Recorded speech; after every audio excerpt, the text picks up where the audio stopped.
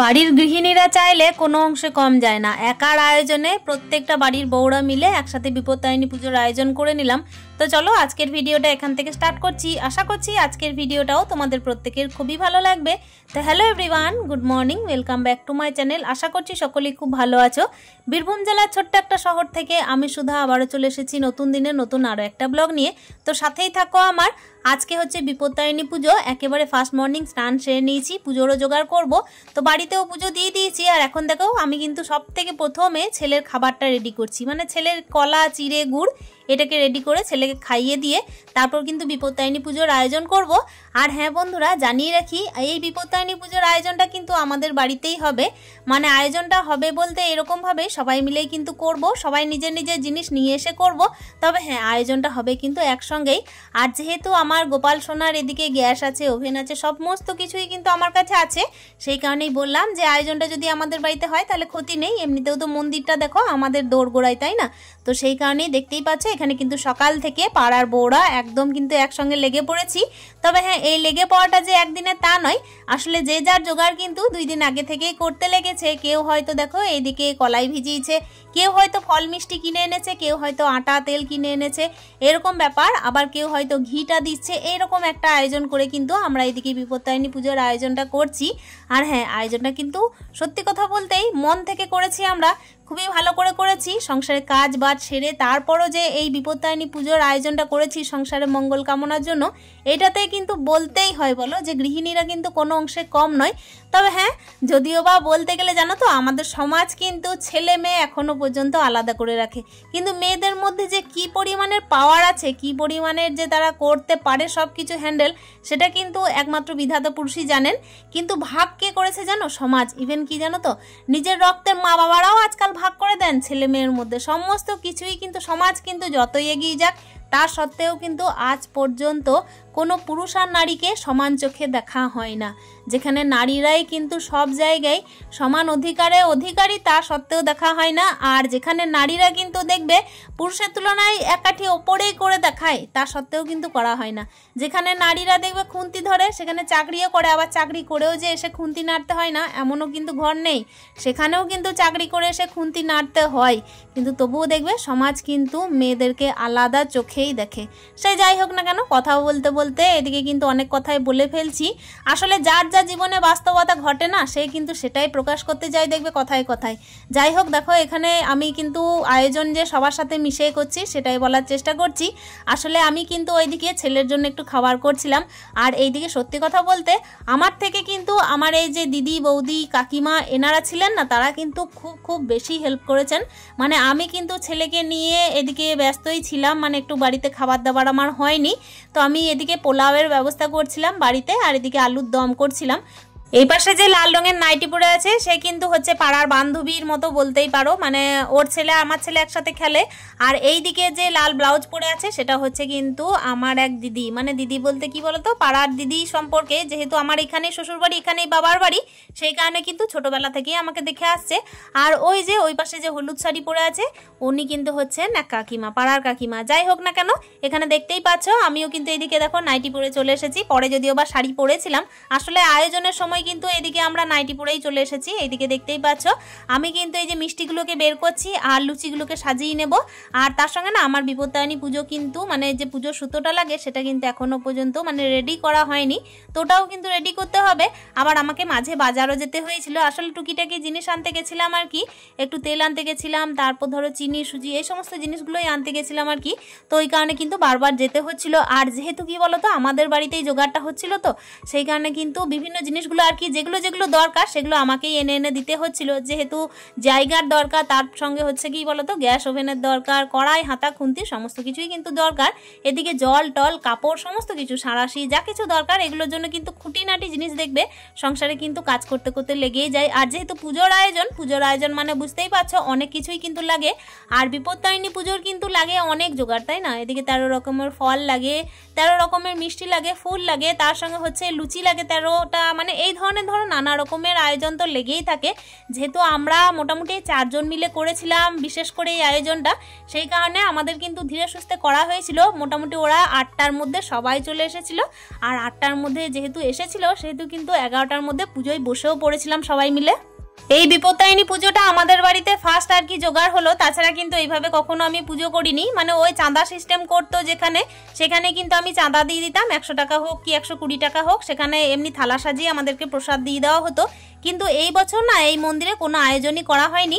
তো আমরা এই 4 জন মিলে কিন্তু ঠিক করলাম যে পুজোটা কেন বন্ধ হয়, তাহলে আমরা নিজের নিজের জিনিস এনে অন্তত ঠাকুর মশাইকে দিয়ে আর কি পুজোটা তো অন্তত দিই, তা নাহলে তো মন্দিরে পুজোটাই বন্ধ হয়ে যাবে, তাই না? তো এই কারণেই কিন্তু নিজের নিজেই আর কি দায়িত্ব নিয়ে এই পুজোটা আর কি সেরে নিলাম। এখানে কিন্তু অন্য কারো দায়িত্ব নেওয়া হয়নি, আমরা নিজেরাই আর কি ফল টল নিয়ে পুজোটা দিয়েছিলাম। তবে কি জানো তো, মা বিপত্তারিণীর আশীর্বাদে না সমস্ত কিছুই জোগাড় হয়েও গেছিল পুজো আর কি করতেই। আর সেই টাইমে না সবাইকে প্রসাদও দেওয়া হয়েছিল। তার সঙ্গে কিন্তু কোনো রকমের কোনো চাঁদার কোনো সঙ্গ ছিল না। লাস্ট মুহূর্তে যেটুকু আর কি আমাদের খরচ হয়েছে সেটাকেই আর কি আমরা যোগ করে সবাই মিলে ভাগাভাগি করে একটা চাঁদা সিস্টেম করে নিয়েছিলাম। তো যাই হোক না কেন, সবাই মিলে কিন্তু এটাতে খুব খুশিও হয়েছি। বিশেষ করে কি বলতো, এই যে 1 পয়সাও লাভ থাকবে না এই জিনিসটা যে করেছে না, এইটার জন্যই কিন্তু আর কি সবাই মিলে একটু বেশি খুশি হয়েছি। যে যাই হোক না কেন, পুজোটা তো ঠিকঠাক করে হয়েছে। এখানে কিন্তু কেউ নিজের মনের মধ্যে কোনো রকমের কোনো দ্বিধাদ্বন্দ্ব রাখেনি যে আমি লাভ করব বা সে লাভ করবে। সবাই নিজের নিজের জিনিস এনে আর কি পুজোটা দিয়েছে। আর এখন দেখো, কথা বলছিলাম, খুবই গল্প সল্পও করছিলাম, যে যা আর কি নিজের বিপত্তারিণী পুজোর ব্রত কি জন্য করেছে বা কি জন্য আর কি ধরেছে, সেই জিনিসটা কিন্তু আমরা সবাই মিলে নিজেদের মধ্যে শেয়ার করছিলাম।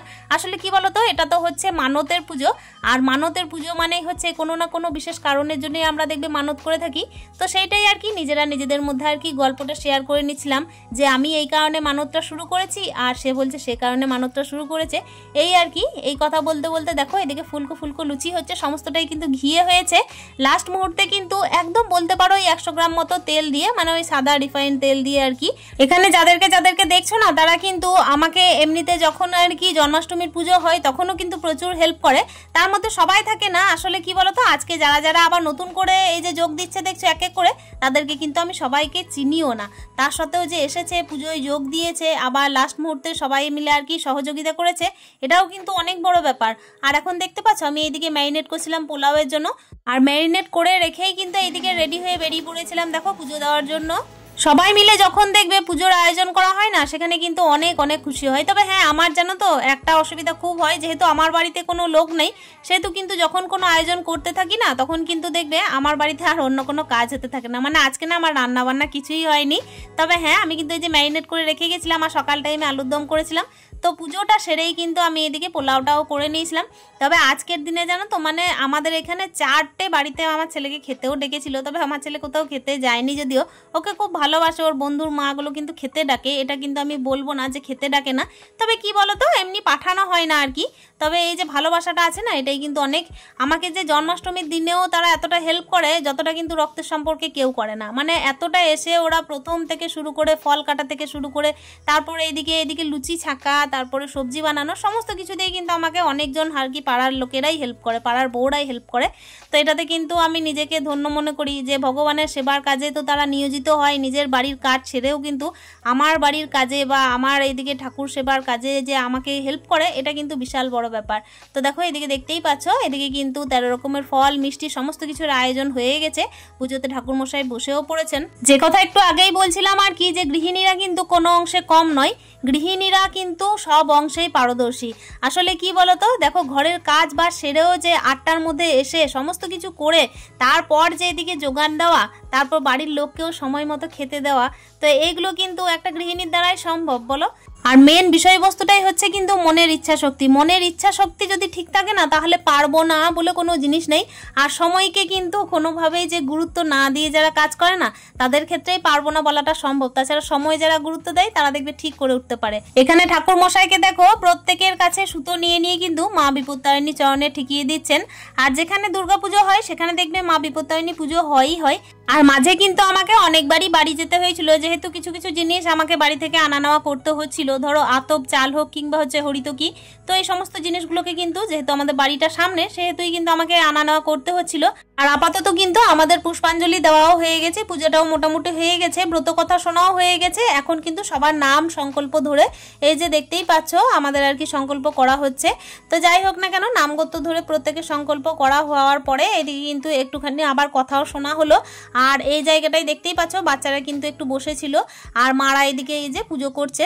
যাই হোক না কেন খুব সুন্দরভাবে পুজোটা আজকে সম্পন্ন হলো। তবে হ্যাঁ, আজকে সবাইকে কিন্তু প্রসাদ দেওয়ার কথা ছিল না, মানে প্রত্যেকের জন্য কিন্তু লুচি ছাকার কোনো ব্যাপার ছিল না। তবুও যে আমরা ছেঁকে উঠতে পেরেছি এটাই কিন্তু অনেক বড় ব্যাপার। মানে হুট করেই কিন্তু আমরা আবার আটা নিয়ে এসে আবার কিন্তু নতুন করে লুচিটা ছেঁকেছিলাম। আর সম্পূর্ণ লুচি ছাকার যে আর কি কাজটা চালিয়েছিল না, দেখতেই পেলো যে লাল নাইটি পরেছিল যে আর কি পাড়ার বউটা, আমার বান্ধবী বলতে পারো। যাই হোক না কেন সে কিন্তু আবার এই যে নতুন করে শাড়ি পরে আবার পুজোটা দিতে এসেছিল। পুজো শেষে কিন্তু আবার প্রসাদ বিতরণের বিষয়টাও কিন্তু সেই সামলেছিল। যাই হোক, সে কিন্তু প্রচুর মানে এক্সপার্ট, জানো তো। আজকে এতটা কাজ মানে এগিয়েছে না এই দুই দিদি, তাদেরকে কিন্তু অসংখ্য মানে ধন্যবাদ দিতে হয়। যাই হোক, আজকের পুজোর ভিডিওটা তোমাদের কেমন লেগেছে অতি অবশ্যই একটা কমেন্টের মাধ্যমে জানানোর চেষ্টা করো। পুজো শেষে কিন্তু সবাই মিলে প্রসাদ বিতরণ করলাম।